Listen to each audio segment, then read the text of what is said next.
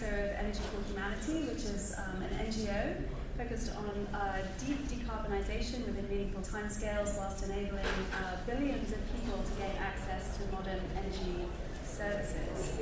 And you know what? To do that, we're going to need all the tools at our disposal, including nuclear technologies. And so one of the things that I'm really interested in is how innovative technologies can deliver solutions that are really fast and bring material climate mitigation within reach to make a dent in those carbon emissions within meaningful timescales, providing a genuine substitute to fossil fuels. So we're going to have a really interesting, wide-ranging discussion today. We have three of my favorite experts in the field, so it's my real honor actually to chair this panel today. So we have Rachel Slaybaugh, who is the Program Director at the Advanced Research Projects Agency, ARPA-E, and also Associate Professor of UC Berkeley. Oh, I apologize, Assistant Professor at UC Berkeley.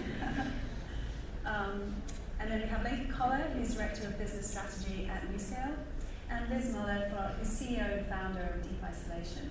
So I'm going to invite our speakers to just say a few words to introduce themselves, and then we're going to open the conversation. And at some point, we'd be really interested also in taking some questions from you guys. So let's kick off. So I'd like to invite Rachel.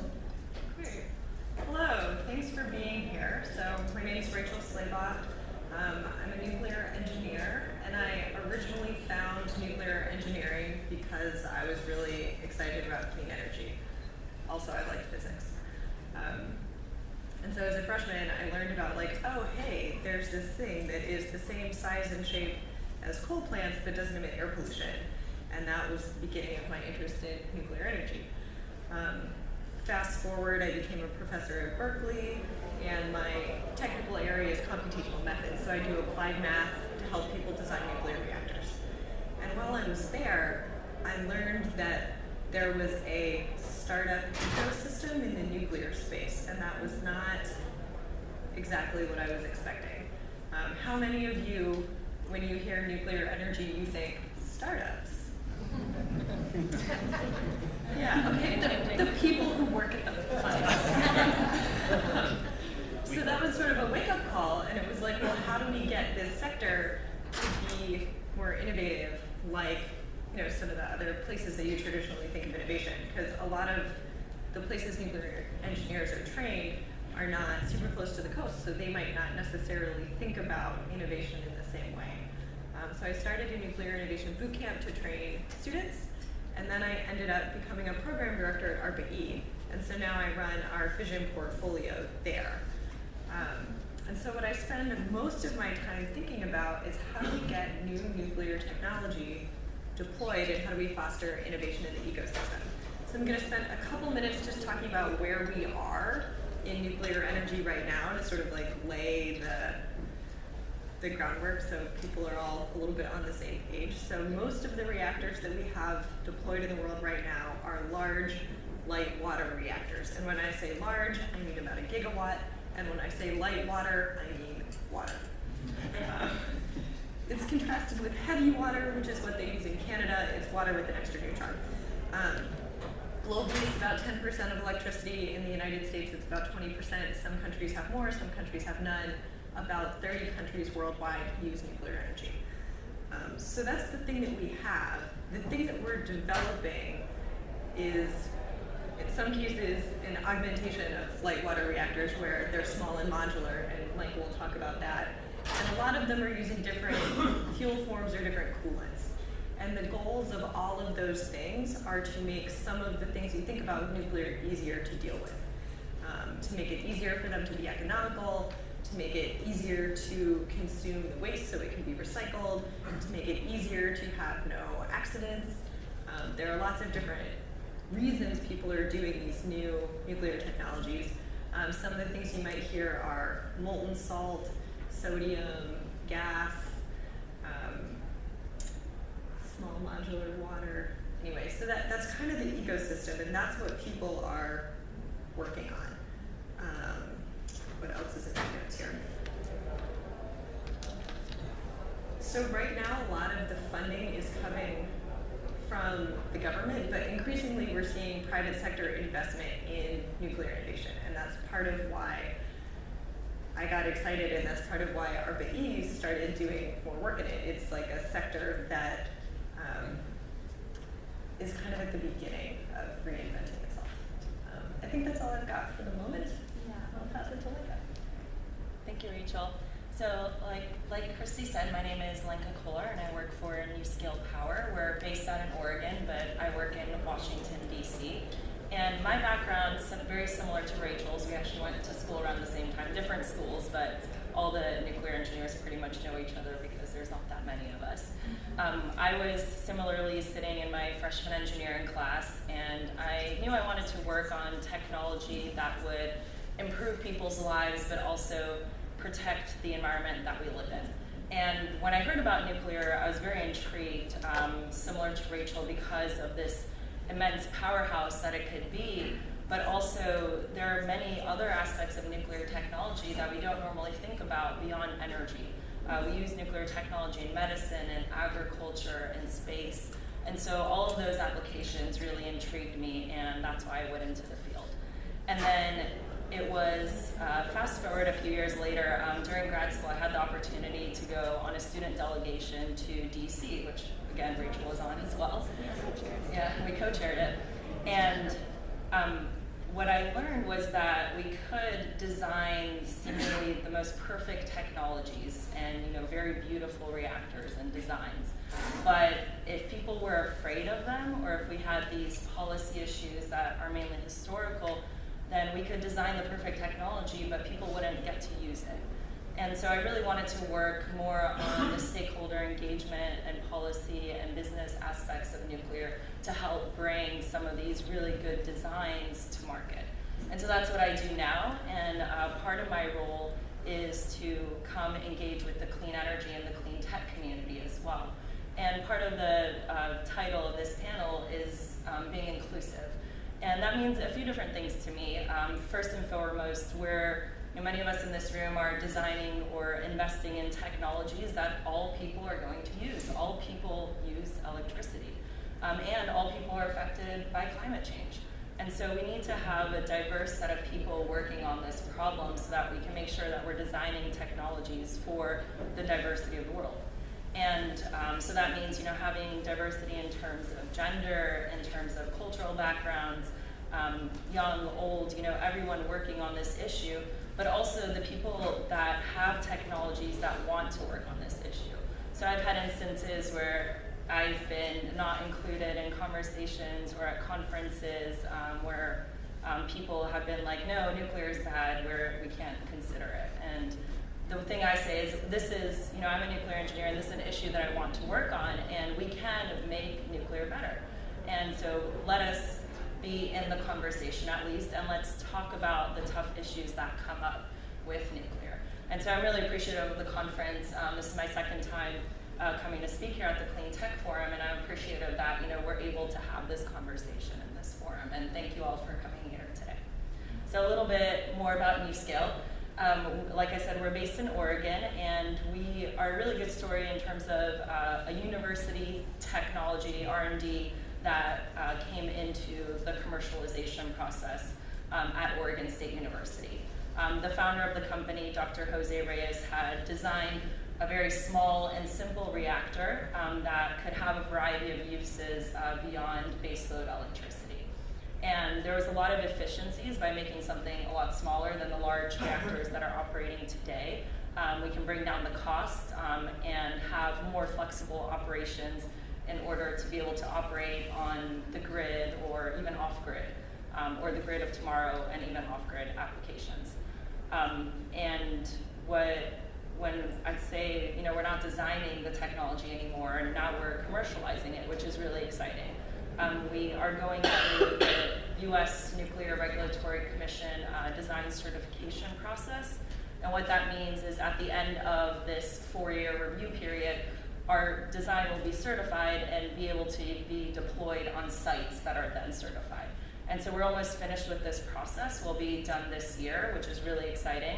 And we're part of this larger ecosystem of people, startups, labs, universities that are working on all the types of advanced reactors that Rachel mentioned. There are around 75 new designs just in North America, so it is a really up and coming and exciting field. And at Nuscale, we're lucky to be the first ones to go through that process of commercializing an advanced reactor, but also, of course, have to try to break down a lot of barriers in terms of modernizing regulations and talking to people and making them comfortable with this new business model of nuclear. So that's all I have. Great, thank you. Okay, Liz. Right, so I'm the odd one out here. I don't do advanced nuclear energy, I do nuclear waste. And the reason for that is that we're here at a Cleantech forum. I don't know if everyone here is pro-nuclear or not, but the number one reason that people object to nuclear is because of the unsolved nuclear waste problem. And so if you're going to move forward with nuclear power, we have to be responsible. We have to figure out a solution for the nuclear waste problem. I believe that the same sort of innovation and even startup culture that can help advance nuclear reactor technologies can also help solve the nuclear waste problem. I don't think it's an unsolvable problem. I actually think it's quite simple and we have a solution. But it's certainly an area where there is a need for innovation, there is a need for trying something different, because the status quo of basically shifting off the nuclear waste problem to the next generation is not working, and people are starting to put their foot down and say, that's it, we're not going to do this anymore. The reason that I think that this is perfect for a startup company is a couple of different reasons. This is an investor group, so I'm not going to be afraid to mention the market size. And it's enormous. There is an enormous nuclear waste problem globally. So if you look at the 30 or so countries that have nuclear power and the amount of nuclear waste that they've generated since they started in the 50s, 60s, and 70s, you're talking about a $660 billion unsolved problem. So that's the sort of billions that you start thinking about and say, okay, this is a startup opportunity, this is an investment opportunity, maybe we can really do some good here. Second thing is that the people in this space, primarily governments, also big nuclear companies, they have lost trust. So people around the world have gotten tired of waiting for the government to come solve the problem. There's an opportunity for someone to come along and to have those different conversations. My personal background is running an environmental NGO. That allows me to go take people out to a Waffle House or for a cup of coffee. And the fact that I work for a private company, I don't have any restrictions on who I can talk to and when I can talk to them. I was able to reach out to every major environmental group in the United States that has a perspective on nuclear waste before we even had a website. And do some deep listening. What is it you object to about the status quo? What do you wish could be differently? What do you think about this idea? What are the issues that you would like to see handled differently?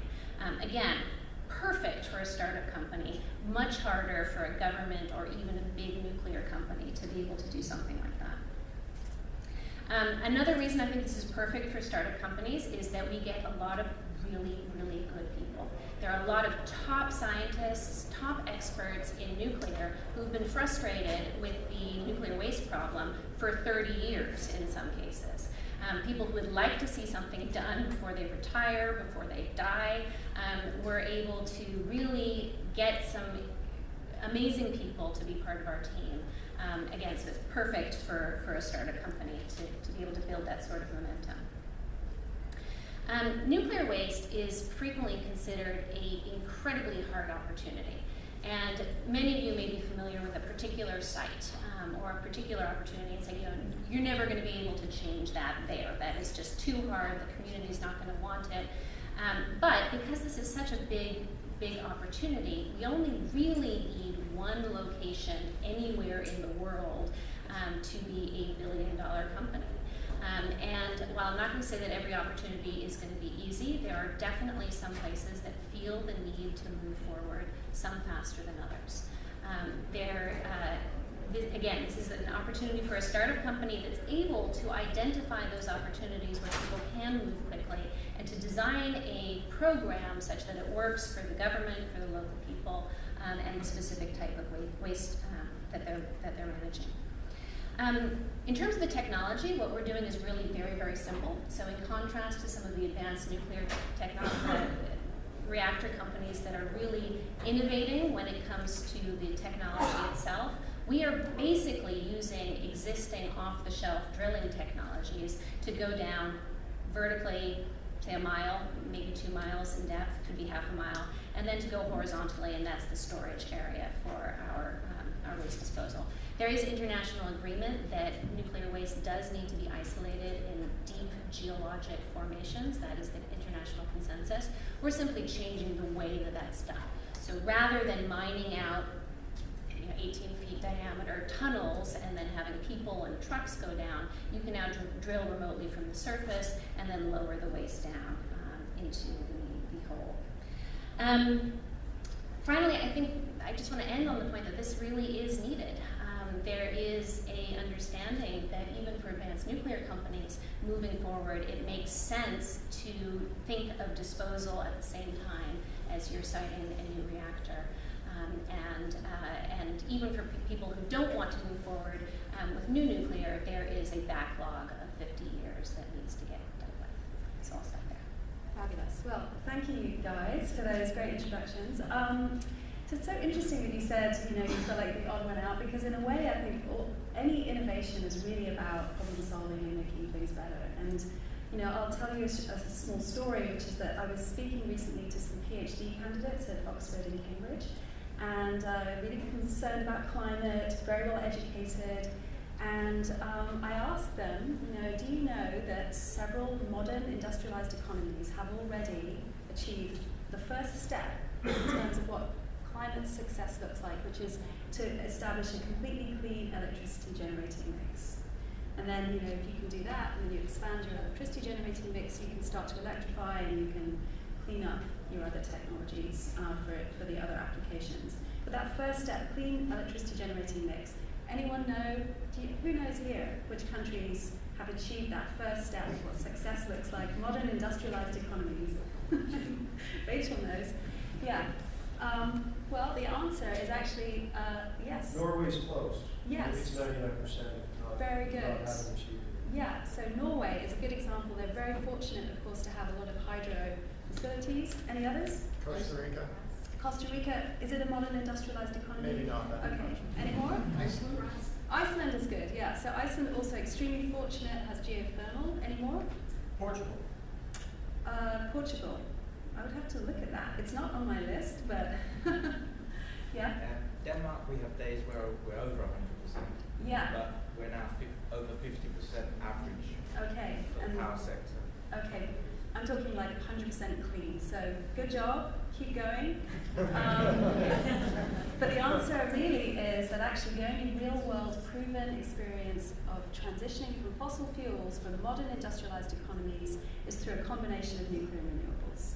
And very few people really seem to know that. Very few people seem to know that those countries that aren't very fortunate to have geothermal and hydro to fully decarbonize their electricity generating mix have achieved it. Sweden, Switzerland, France are three good examples of that. Sweden actually is what success looks like, because they hold the record for the fastest per capita clean electricity generation additions in a 15-year period. Now the reason I'm sort of telling you this story is because we don't tend to sort of think about nuclear as a very future-focused industry, right? We sort of look, it generates for generations, and in light of climate change, we've started to look at nuclear again and start to ask the question, actually, how can we achieve the scale that's necessary to make a meaningful contribution towards climate change? We have a proven track record, but I guess the question that I want to ask our panelists is, what are those issues that the innovators and entrepreneurs are trying to solve to make nuclear really relevant to the 21st century and to those challenges that we face today? Yeah, I mean, they're twofold. So the first set of challenges goes in the public perception bin, much of what Lenka talked about. They're looking at how do you make sure if there's an accident at a nuclear plant, there are no off-site consequences. As it stands, nuclear energy is the safest form of electricity that we have. You can Google safest form of electricity. It's nuclear. Doesn't matter. No one cares about data. Because that's not why people are against nuclear, right? It's not about data. It's about the cultural ethos you grew up in which nuclear feels scary. And so you need to make it so that if anything happens in a nuclear reactor, no one in the public has any concern whatsoever. So people are working on that. People are working on so we can recycle waste, right? We can burn it up and get more electricity out of it so there's less to deal with in the end. So some people are working on resolving the waste problem. We also have waste startups that are looking at how do we resolve it faster with what we have right now. People are looking at deep decarbonization. So I guess those are the public-facing problems, waste and safety, right? People are working on that. Then in the much more sort of technology problem space, it's economics. How do we make sure these are economically viable, especially as you want developing economies to decarbonize? We look at, for deep decarbonization, being available for high temperature process heat. Some of these reactors can operate up to 1,000 degrees Celsius, and then you can use the heat to decarbonize other processes. Some of them are looking at flexible operations, typically with using thermal storage partnered with them so that they can integrate with renewables really flexibly, right? We want rapid decarbonization. It would be great if we had nuclear reactors that could really economically vary their output power so that they can balance out wind and solar. So those are the major things, but a lot of it really is economics. How do you make sure you can build something on time? How do you make sure you can build something on budget? How do you make sure you have something that is attractive to a variety of market spaces? Nice, yeah. And I guess a lot of it's about being investable too, right? And so, you know, Lenka, I remember you kind of coined the phrase, we talk about small modular reactors, and you kind of coined the phrase scalable modular reactors, which is actually appropriately sizing these technologies to be investable and for communities. Would you like to speak to that? Yeah, so, you know, I believe that we need to involve people in the technology development process. I can't just be scientists developing technologies without really feedback from the customers that are going to be using them. So we've, for a long time, had an advisory board of utilities where we've gotten feedback in the design and also business model of our technology. And one of the big things that came out from that, for example, was the ability to flexibly operate. And by making reactors much smaller, you can do that more easily because you're manipulating the power output of a smaller core. And so, and by having the scalable modular approach in our design, we have 12 SMRs, 12 modules that are in one large plant. And so you can use a few of the modules, for example, to be load following with renewables on the grid, and the other modules to do things like produce hydrogen when electricity is not needed. So this type of scalable modular approach gives you a lot of options in terms of designing something that's going to work with the energy system of tomorrow. And speaking of involving the public, our first customer is the Utah Associated Municipal Power Systems, or UAMPS, it's a mouthful. They are based in Utah, but a collection of small municipal utilities across the western states. And they have embarked on a carbon-free power project. And that includes various programs, including energy efficiency, investing in rooftop solar and wind farms. And then a big piece of it is the Nuscale plant, which the first one will be built in Idaho. And through that process, because even our first customer is a utility that hasn't had a nuclear project before, and that is comprised of small municipal utilities, we've had to participate in over 120 public meetings just in the last couple of years to get the small utilities to sign on to this project. So that has really forced us to do a lot of public engagement from the get-go, which I think has been really positive, because now we have mayors and city council people of these small towns that are supportive of this technology. Great, thank you. And I know your company has a very innovative approach also to stakeholder engagement, so everything that Lenka is saying will be very familiar to you, I'm sure. Would you like to tell us about that? Sure. I mean, I think that a lot of people talk about stakeholder engagement. I think it's one of those things where it's easier to talk about than it is to actually do it and to do it right. And I think it's important that you're never going to necessarily win over everybody, and so there has to be some flexibility built in. We spent way more time listening to stakeholders than we do talking to stakeholders. And I think that that's really important.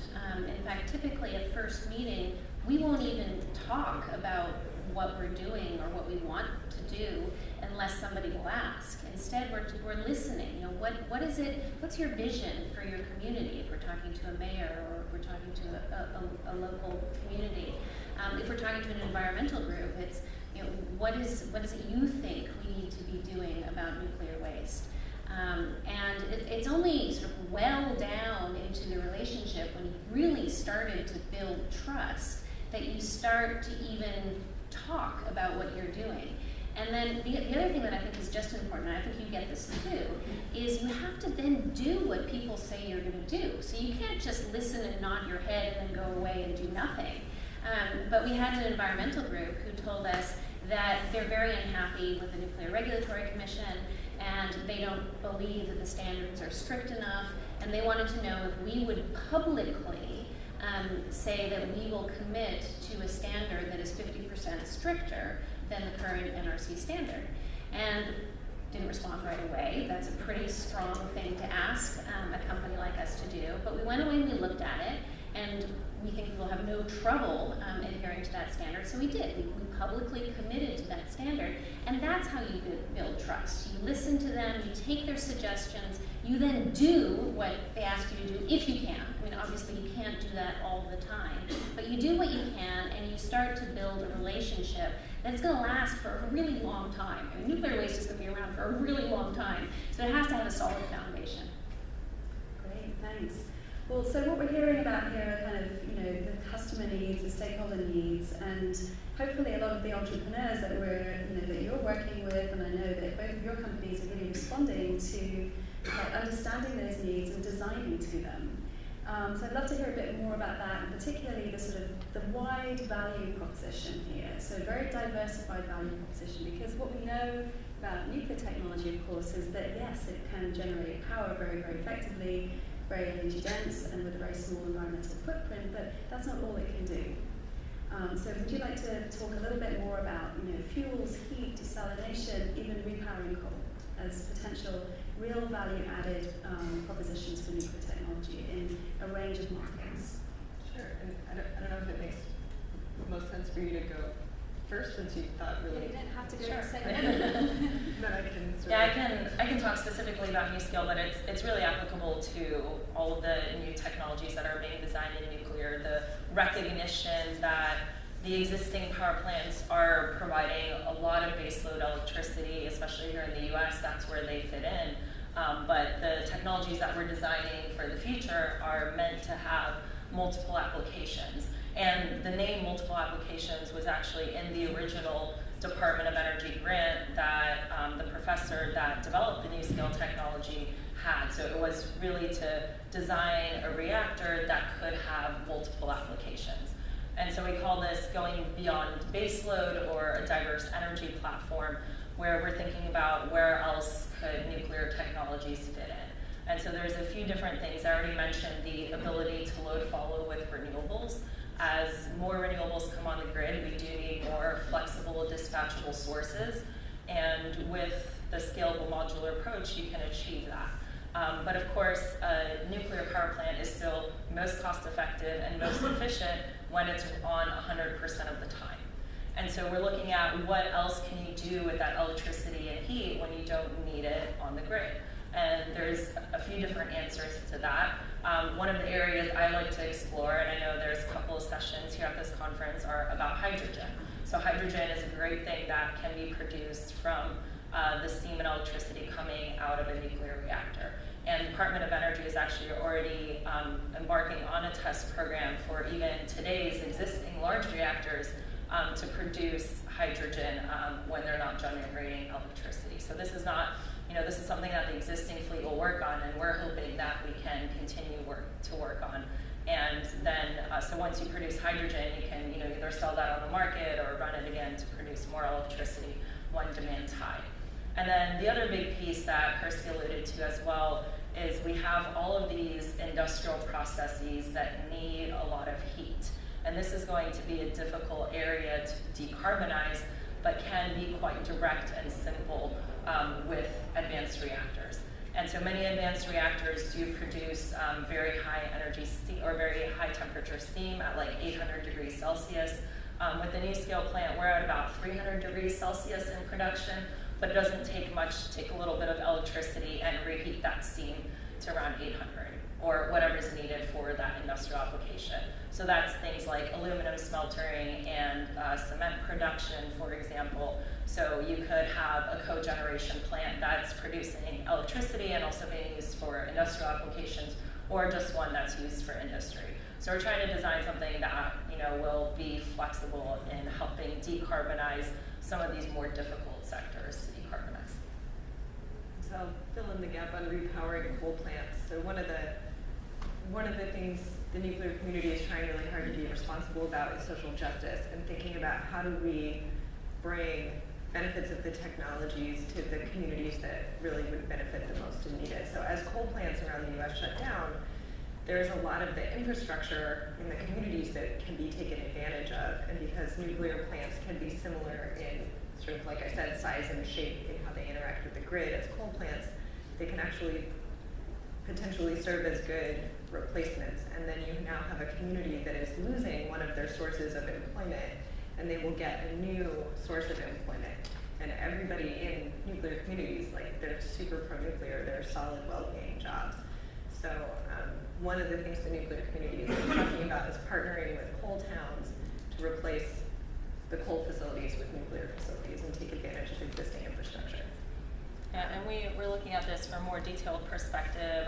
For example, in terms of the jobs, looking at who at a coal plant could be retrained to work at the nuclear power plant.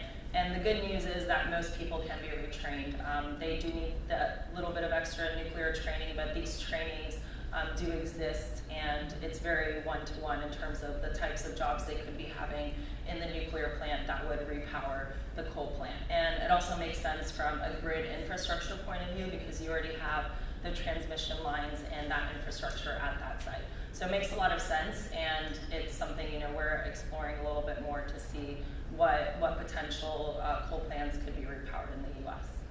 Yeah, I mean, this is fabulous, because this is really about new partnerships in across sectors that haven't traditionally worked together before, and that's something really that I think is going to be a very powerful future model for this technology. We've seen nuclear technology generally operating within utilities, large-scale power generation, and as we start to move to different scales, even micro-reactors for remote applications like mining, for example, fuels production, we could be starting to look at the technology operating in sectors that it hasn't traditionally operated in, like in the commodity sectors, and how that changes the whole investor proposition as well. I'm interested in actually your story, Liz, for how you've identified a really interesting opportunity to partner with the sort of drilling sector, and how, if you could tell us a bit about how that's being to sort of find synergies and opportunities to collaborate and innovate. Yeah, I mean, that's really exciting, because I think that we are, to the extent possible, trying to use readily available drilling technologies. So we're not trying to push the envelope when it comes to what we're doing.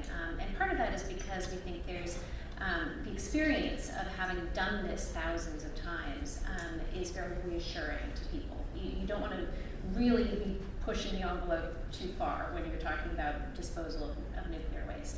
And for the partners, it's another opportunity. It's an opportunity for somebody who may be in the oil and gas business to diversify, to do something good for the environment, to do something that's clean tech, and they have the right skills. So it's actually been a really nice partnership that we've been forming.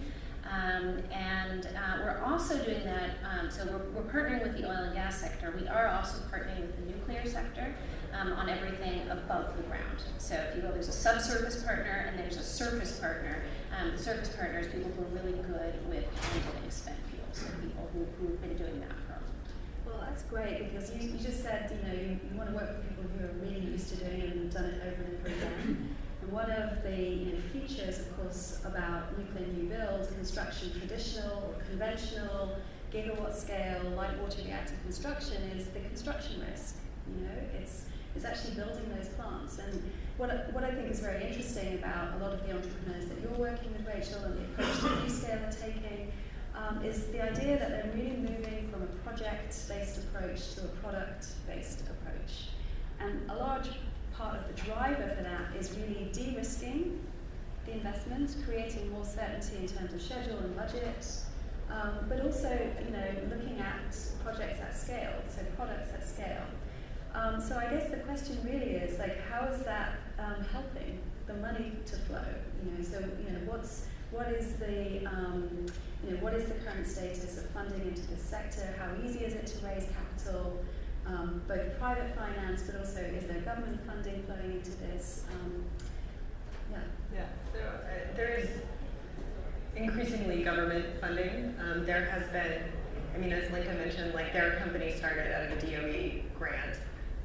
In this last budget round, funding for demonstration projects to start actually getting some of these new technologies built and demonstrated, like in the next 5 years, has happened. So government funding really is doing the role of, you know, de-risking the front of the technology load.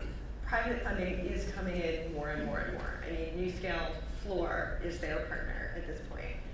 Some of these startups are getting, you know, there are a couple of nuclear companies who have been backed by Y Combinator.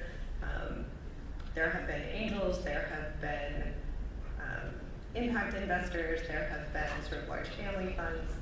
We haven't seen a lot of investment from sort of later stage, larger capital.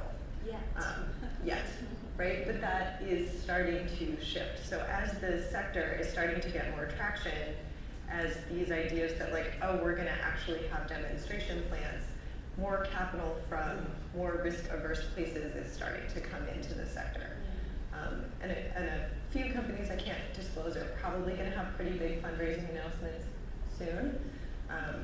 And it's also starting to become more known in the sort of public lexicon. So one of my teams raised $6 million on a crowdfunding site.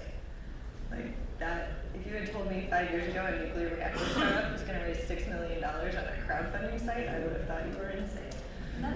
That's partly through simplification, really, isn't it? That's partly through achieving the sort of, you know, performance characteristics of nuclear with very simplified systems, and then applying manufacturing techniques and factory-based production in order to create that certainty around what your budget and schedule is more likely to be, even using off-the-shelf components and commercialized components and systems to de-risk the whole proposition. Maybe the way I like to say it is the sector is focusing on making a product someone wants to buy. I mean, historically, nuclear engineers, you know, they invented reactors a bunch of years ago, and that was a thing, and it didn't change a whole lot. There were some incremental improvements, but all of a sudden, you know, now we're in the 2010s and now the 2020s, and the thing they have to sell doesn't work in all markets. It works in some markets. And so people are really looking at nuclear reactors as how do you get something, frankly, that has the same sort of properties as a gas plant in terms of cost and staff and maintenance schedule and construction time.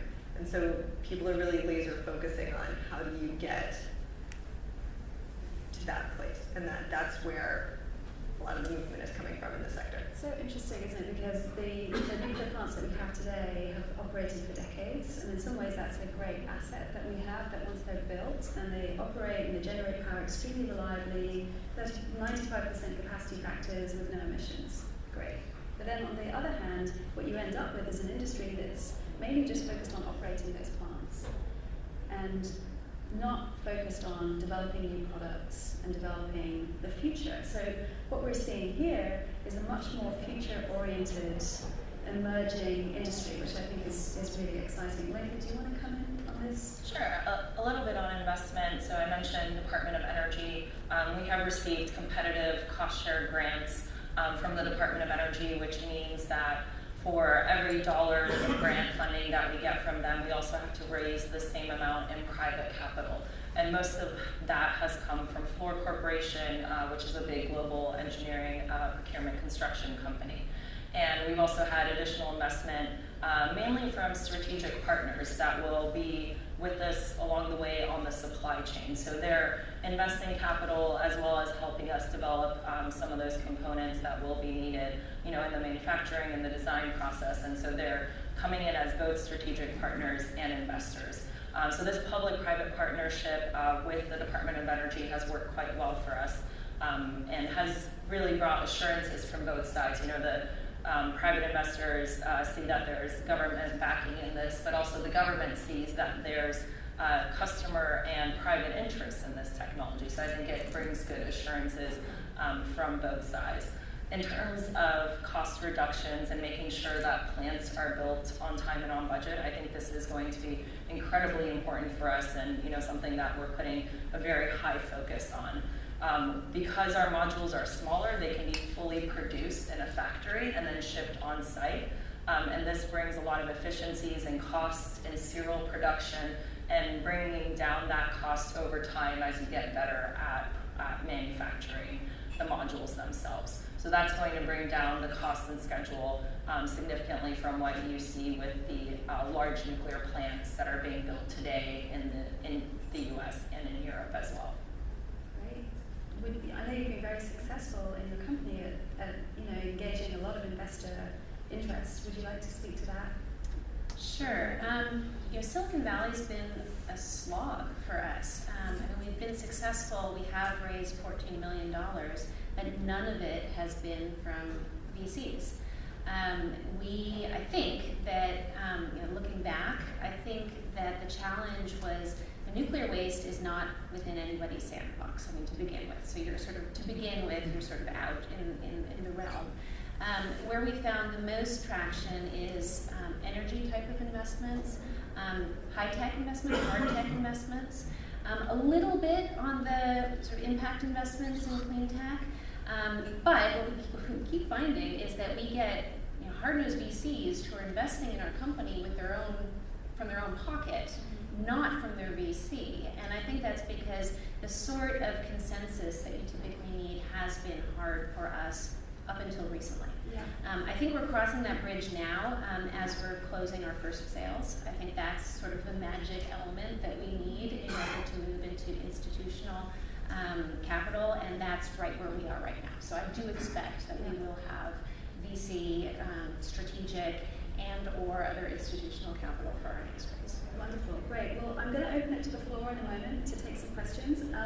But before I do, we've sort of focused a lot on the US, very naturally. But what do you see as being the major opportunities or barriers for global export for these technologies? So honestly, some of the barriers for global export are finance models. For large light water reactors, the United States isn't selling very many globally. Our competitors are Russia and China and Korea to some extent. And their governments can provide much more attractive finance packages than the US government does, so that's a challenge. The hope is that by having small reactors that are less chunky from a capital investment standpoint, those barriers start becoming less important. And so some of the idea of having products that are much different sizes means that the export, we can level the playing field to some extent in terms of what financial deals look like. Yeah, as Rachel said, I think bringing down the capital costs, you're opening up the market to a lot more options for nuclear that hasn't been there before. And this includes, there's many countries around the world that are working with the International Atomic Energy Agency, IAEA, where I actually used to work, to develop an infrastructure program for building a new nuclear energy program. And so we've been able to engage with some of those countries, to discuss options and to look at the entire life cycle as well, from financing the first project to waste disposal, because all of that has to be thought about. And a little piece on the financing front is that I think there are many financing mechanisms out there. We don't necessarily need to be a state-owned entity to compete in this market, but some of those financing mechanisms, like the World Bank, for example, at this point in time don't allow for investments in nuclear energy.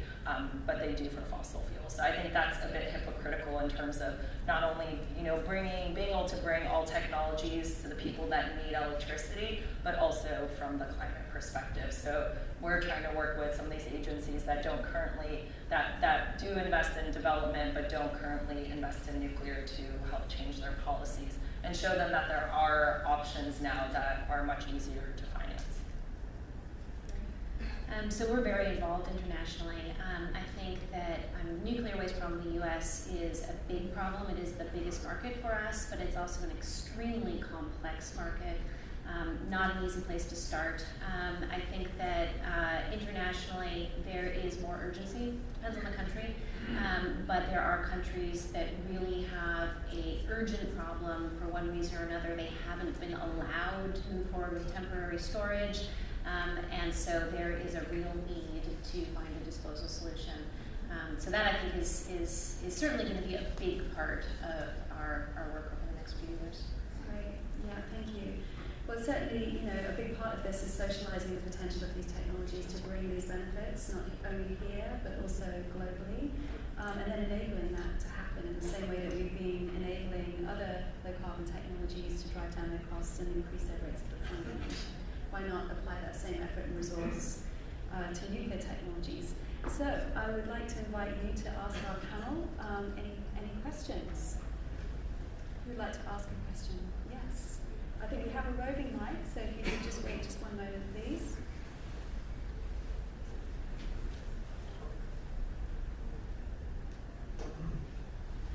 Yes, thank you. I have a question, I suppose, for Lenka and Liz. If we have a lot of small nuclear facilities scaled, and they're smaller and therefore maybe more dispersed, does the waste disposal also become dispersed? It's your technology is able to be equally dispersed, so it's not half. Okay, great. Then they match together. That's what I was wondering. Thank you. Okay, I'll take another couple of questions, and then we can convene. Thanks to this panel. Really interesting. Nuclear is so differentiated in a lot of ways. One of which is, of course, it's arguably the only part of the energy sector that's explicitly responsible for its own waste disposal. But just taking that up a level, curious if the panel could comment on sort of the regulatory environment, especially globally, and to the degree which that's supportive of some of these emerging technologies. Wonderful, thank you very much. I'll say, and I'll let Lenka continue. So from ARPA-E, we've engaged with the NRC a lot to check out, hey, before we put this program idea out in the world, because I want to fund these new ideas, is this crazy? Should we adjust? And the NRC doesn't have expertise yet in a lot of these new technology areas, but what they are doing is learning, they're engaging, and they're trying to change some of how they approach things themselves so that they will be ready to license new technologies that come down the line. So there is some amount of chicken and egg, because they're not going to go write a regulatory framework for a reactor that they don't know they're going to get in their door. But what they can do is try to come up with frameworks that accommodate a lot of different ideas and get their staff familiar with what are the technologies out there so they start to become prepared. The Nuclear Regulatory Commission is the one I'm most familiar with. A lot of other regulatory bodies take their cues from us, and Lenka probably knows a lot more about the international side than I do. A little bit on the international side in terms of nuclear. Traditionally, it's been very national based, so countries will design their own reactors or import from another country.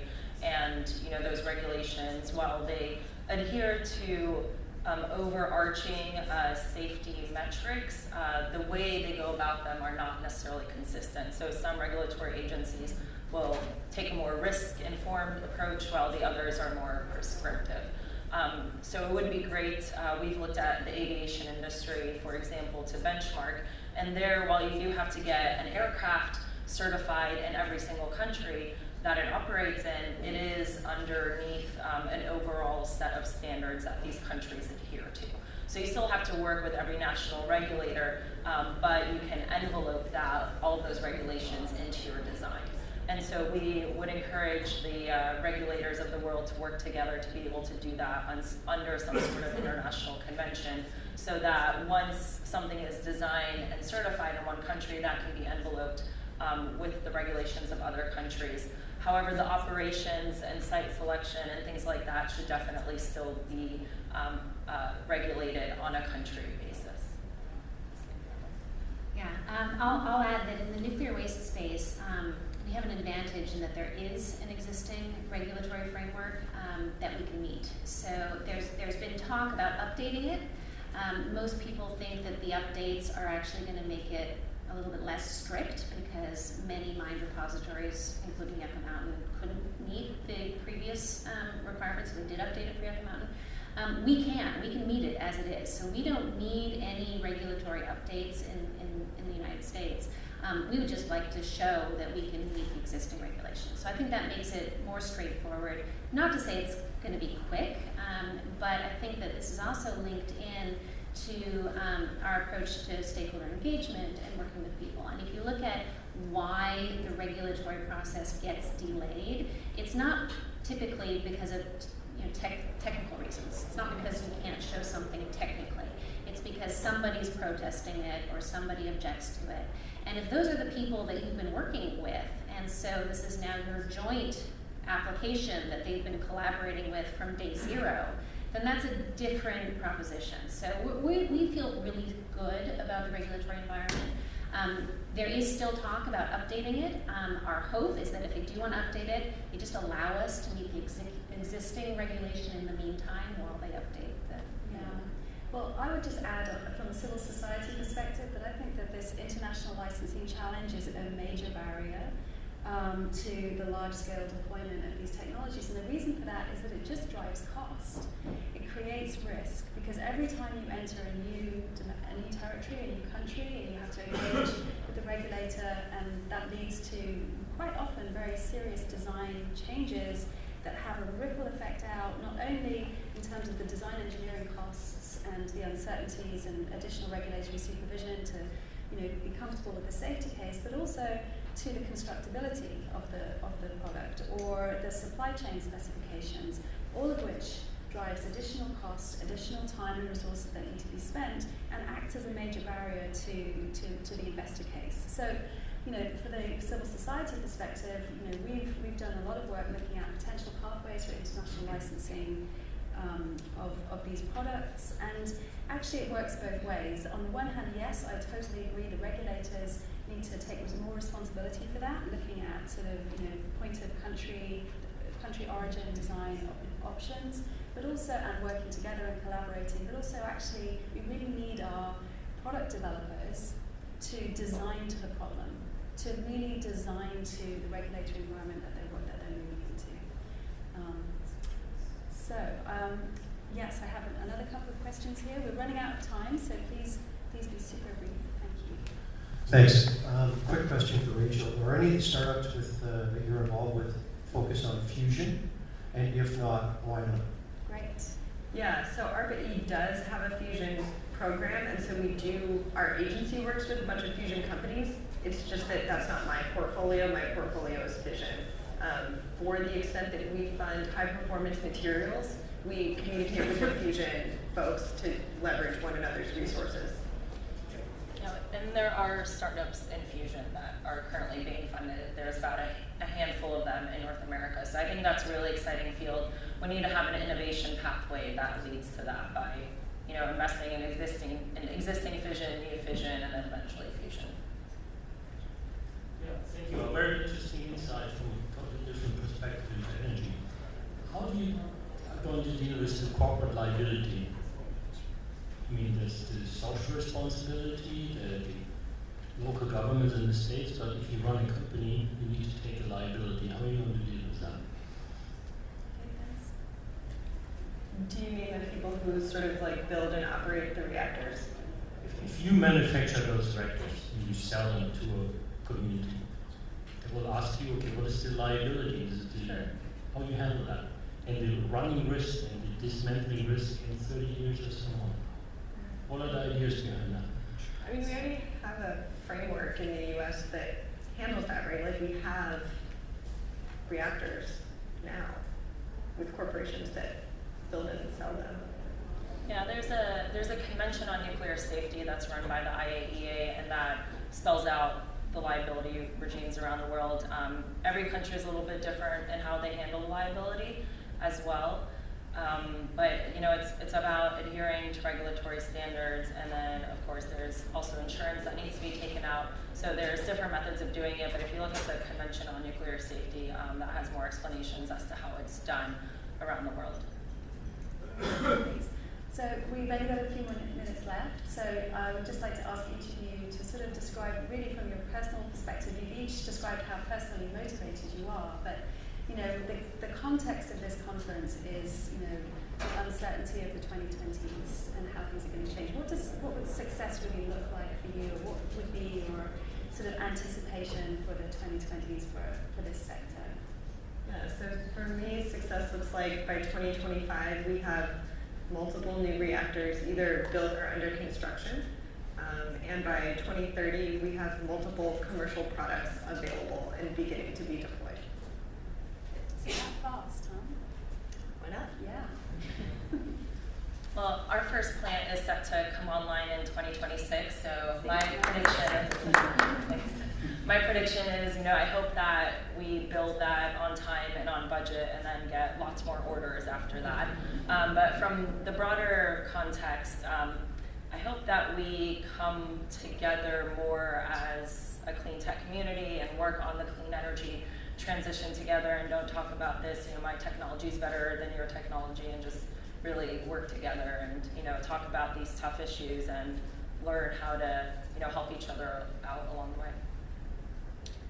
Pretty straightforward for us. We have our first contracts in procurement right now. Government procurement, I don't know if it's going to come out tomorrow or if it's going to be 6 months from now, so. We need to get through that, we need to get our first contracts confirmed. And then we need to move them forward. So our first contracts are relatively small, mostly for desk-based cost-benefit analysis, feasibility study, etc. But then we're going to need to actually build a whole